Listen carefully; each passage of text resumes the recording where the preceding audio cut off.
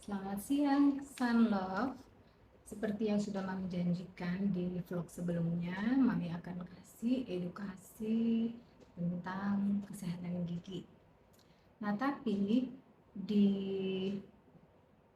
eh, sudah ada beberapa yang masuk WA ke Mami, tapi tidak mencantumkan eh, pertanyaannya gitu. Hanya coba, mau dong Mami bikin vlog kesehatan gitu.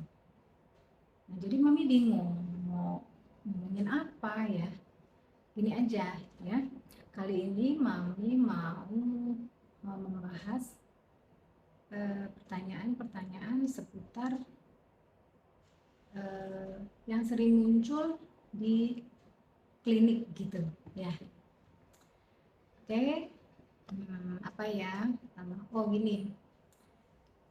Sering ada banyak pertanyaan di klinik itu yang ngomong gini ya. Mami, dok, eh, kenapa sih kok perawatan kalau ke dokter gigi itu sering kalinya bolak-balik gitu. Nah itu sering banget ya pertanyaan itu. Nah sekarang gini ya, gigi itu kan eh, salahnya pasien sebenarnya ya. Jadi pada saat gigi itu sudah berdenyut, sudah nyut-nyutan, itu pasien baru ke dokter gigi ya. Jadi tandai gejala awalnya. Gejala awalnya tuh apa sih, Dok? Gejala awalnya itu kalau seandainya pada saat sikat gigi tuh bagusnya di kaca ya. Jadi begitu dilihat di kaca, kok ini ada pewarnaan ya di gigi ya? Kok ada bintik hitam ya? Kok ada hitam yang nggak hilang-hilang ya? Itu belum ada gejala biasanya, ya. Datanglah cepat ke dokter gigi gitu. Nah, kalau pada saat tahap itu, otomatis dokter itu nggak akan ada perawatan yang panjang dan bikin ribet gitu. Jadi datang biasanya, oh ada lubang kecil, itu diatasi itu aja. Tapi kalau sudah berdenyut itu artinya sudah kena saraf gigi. Nah, gitu. Jadi, nah ini bagus nih ya. Mami punya contoh ya. Contoh di sini eh, gigi itu kalau dibelah, ini dibongkar. Ini ya, dibongkar seperti ini. Nah, jadi bagian luar ini bagian ini namanya email gigi. Ya, tapi kalau kita belah nih, bagian dalam email itu ada yang namanya, ini yang warna kuning, ini namanya dentin. Nah, yang ini nih, yang warnanya pink ini ya. Nah, yang warna pink itu saraf gigi.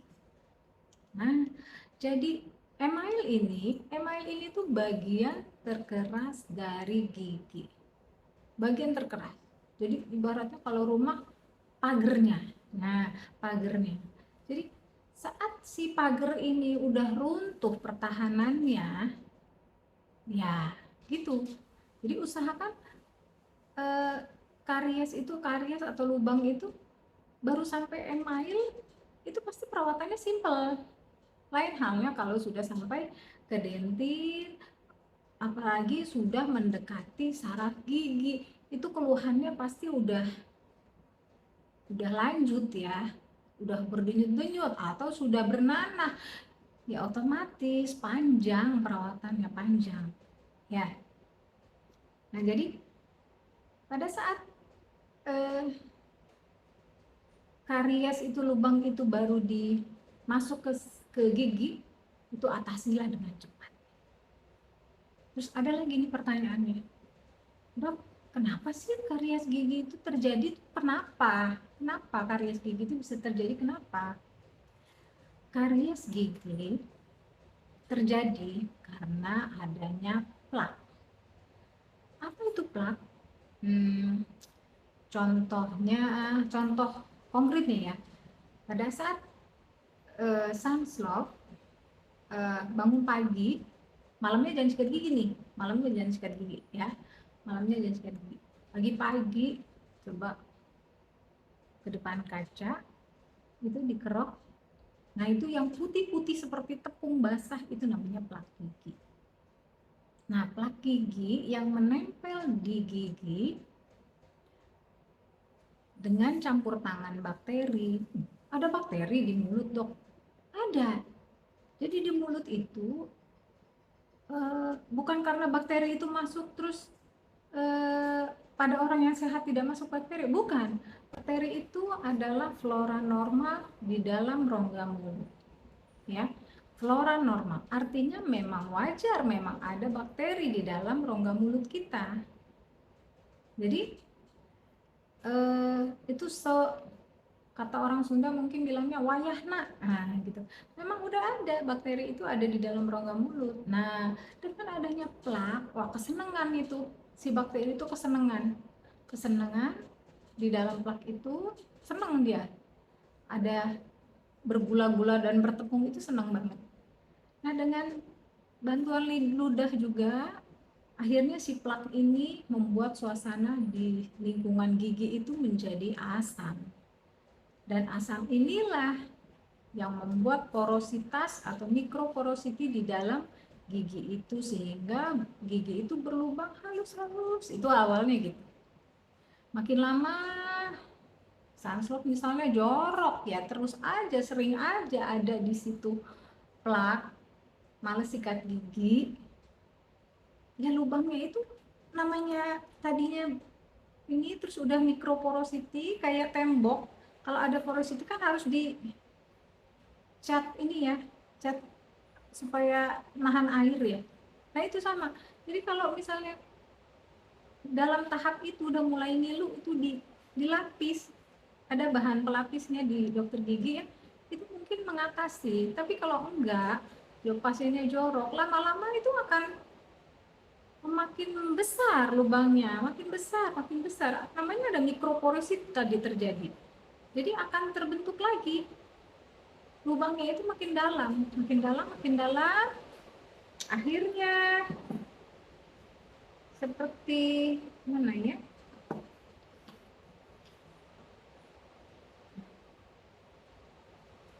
Akhirnya berbentuk lubang deh seperti ini. Ya. Seperti ini ya. Bukan lubang seperti ini. Kalau pada taraf awal itu masih di emai, itu nggak ada rasa sakit. Paling banter coba, ada ngilu ya dikit. Nah, makin lama makin dalam, makin kena syaraf gigi. Ini perawatannya udah panjang. Apalagi kalau udah ada kista di sini, udah ada akses di sini. Sudahlah. Nah, makanya lain kali kalau udah ada pas sikat gigi itu, makanya gigi itu diperhatiin ya, jangan cuma disuruh kerja aja tapi nggak diperhatiin gitu.